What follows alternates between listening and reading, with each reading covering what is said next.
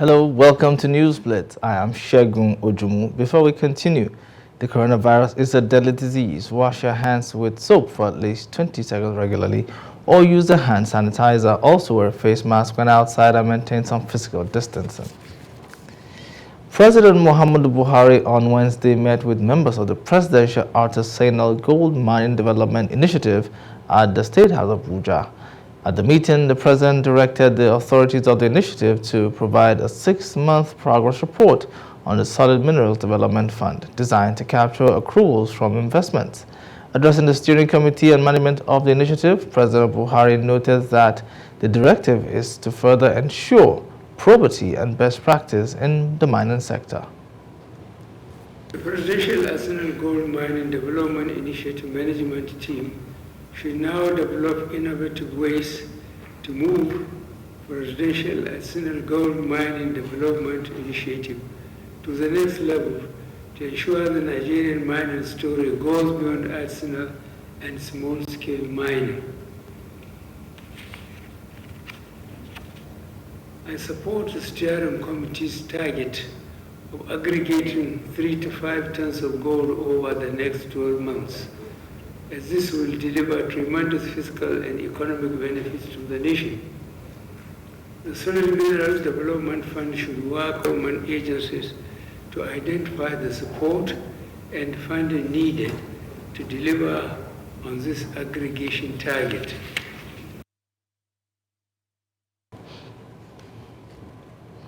The Federal Capital Territory Administration has warned that its directive that all religious and social gatherings be limited to 50% of hall capacity subsists and is enforceable.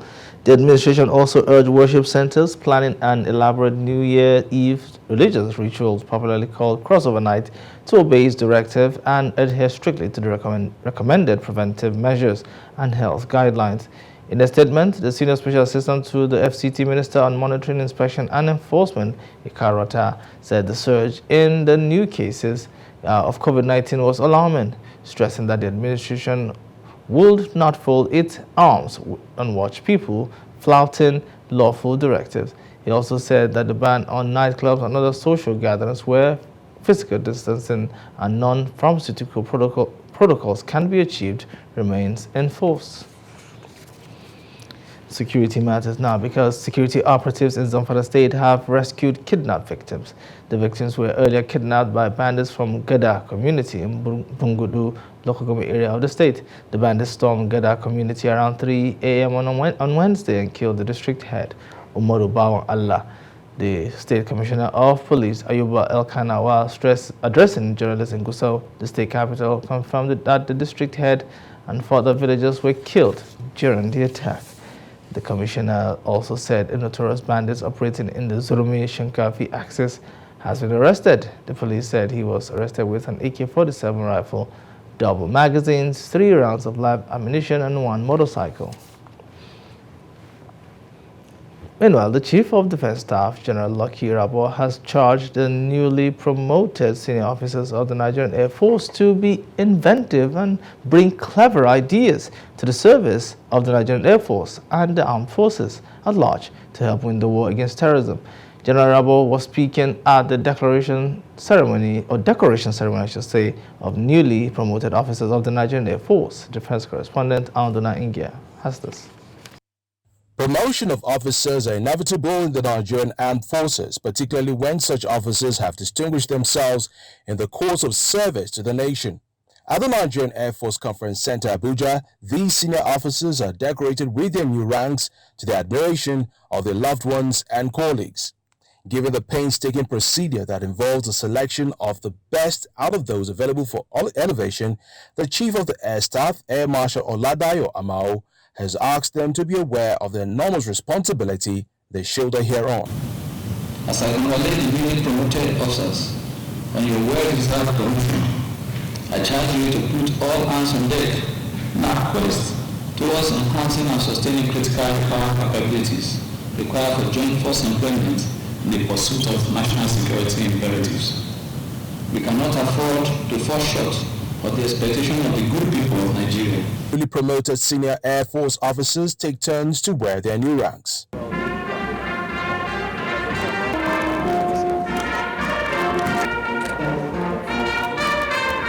The Chief of Defense Staff, General Lucky Irabo, uses the opportunity to remind the officers of what is most important. Gentlemen, the responsibility that's entrusted in you by virtue of this decoration and this promotion demands that you do more. You need to escalate your level of commitment, your level of efficiency and effectiveness, because if 2021 is challenging, I'd like to assure you that year 2022 will be more challenging. And so this is the reason why I'd like to call on you to please brace up. As they continue in service, the Nigerian Air Force is certain that the newly promoted officers have all it takes to take on responsibilities assigned to them. From Abuja, Aon Dunainga, Silverbird News 24. Sponsor of a bill for an act to establish Integrated Data Management Commission, Senator Yusuf says the bill must be implemented to ensure corruption is fought headlong. The bill had recently faced a clog in the wheel during a public hearing by the Committee on Establishment and Public Service Matters at the National Assembly. Our correspondent spoke with the lawmaker on the importance of the bill. The bill for an act to establish Integrated Data Management Commission, according to the sponsor, seeks to ensure accuracy of information and background checks before being updated in a unified database.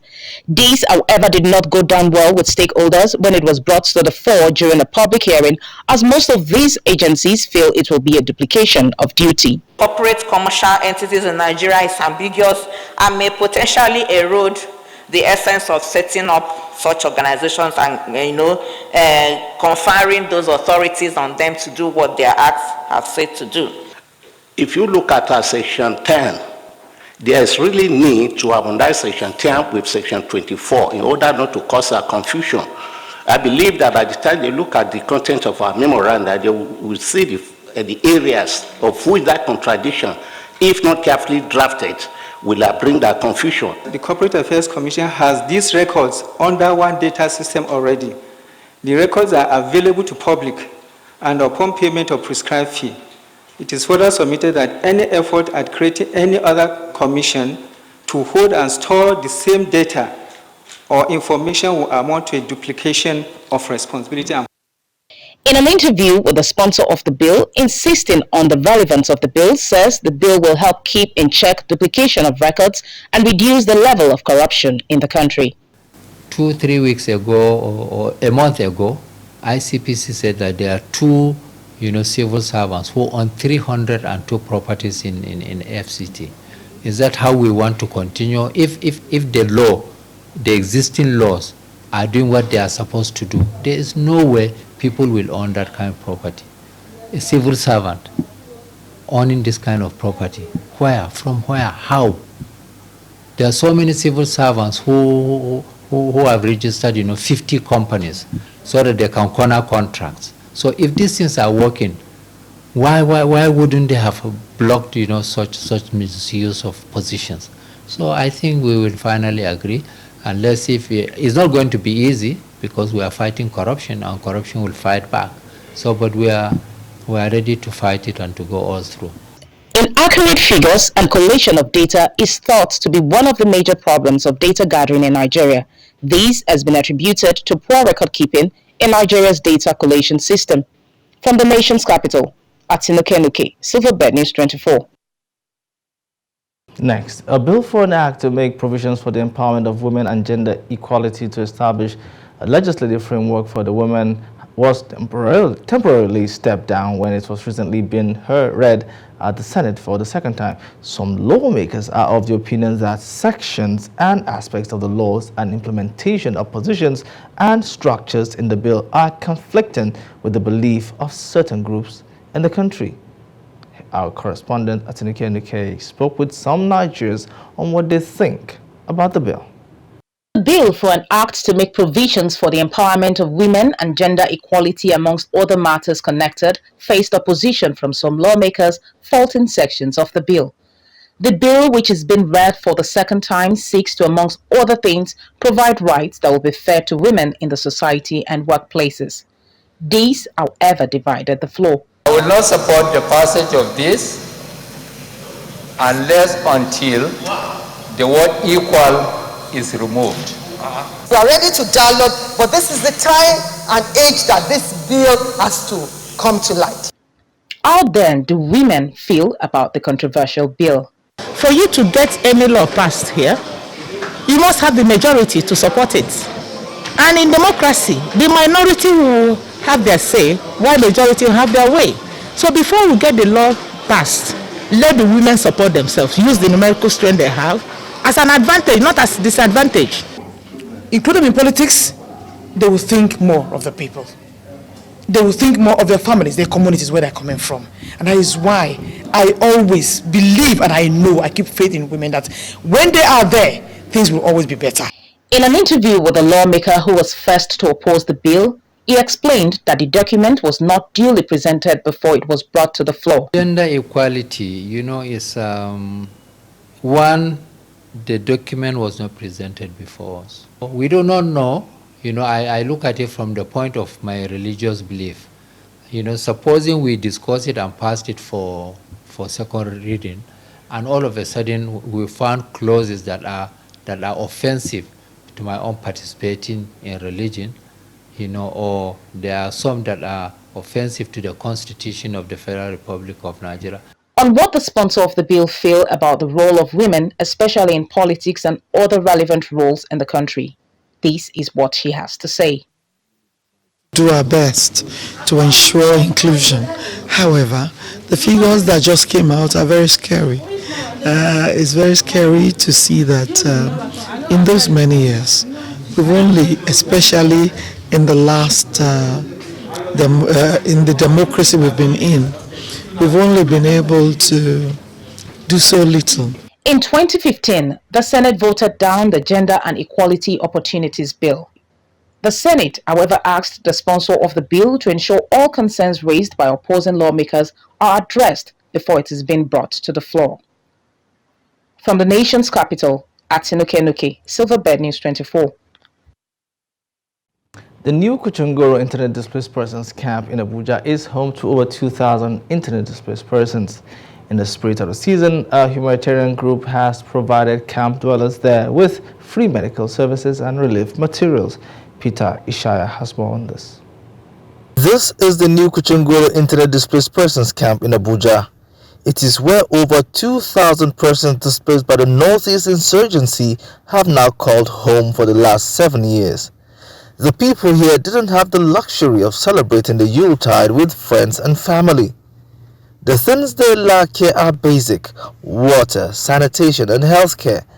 But in the midst of all of these, there are some who have risen to the aid of the most vulnerable by providing emergency relief and medical care to families here. We've seen a lot of things so far, like there are some medical outreach going on. We've seen some of them have a very terrible health condition, and we are trying to arrest that with our drugs and our medical team. We will be taking care of, I think some have diabetes, which we are going to be taking care of their health and the rest of them. Beneficiaries of this outreach say they are delighted by this visit, which has rekindled their faith that one day their ordeal will be over. Surely they have been taking care of us medically, feeding us, bringing clothes, but the main is empowerment. If you empower one person with substantial amount, he can depend on himself. He will never depend on any other NGO. These IDPs have become increasingly dependent on acts of kindness by individuals or organizations. But government has to step up to the plate. Better off we all reach out to them and make sure that we take them, see them as our own, as part of us. We won't just wait for the government alone. We are the government. This act of kindness by this group could well rekindle the faith of these IDP in humanity and fire up their faith about one day returning to their ancestral lands. But for now, this NGO says it will continue to do all it can to make their lives here a little more bearable. You're watching Newsblitz, reaching live from Abuja. We'll be back with more reports after this break. Stay with us.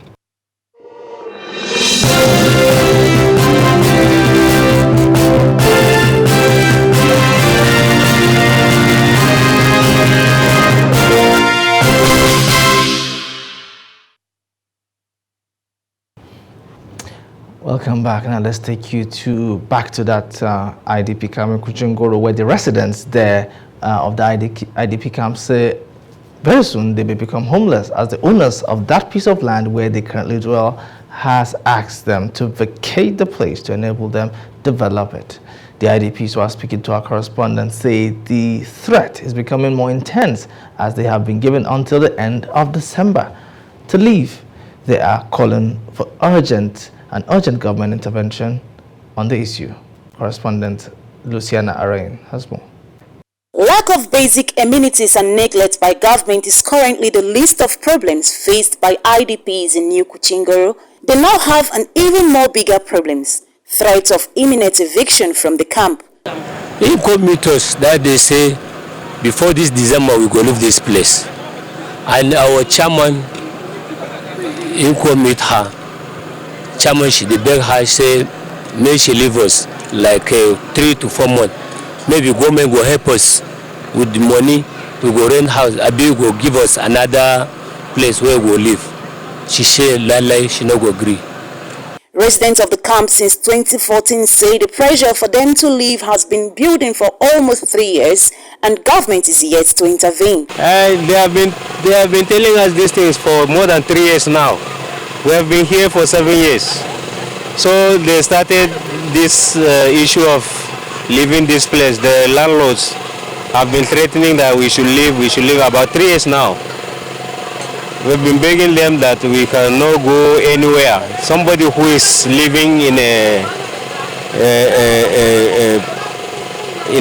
a tent made up of cement bags. We managed to come here.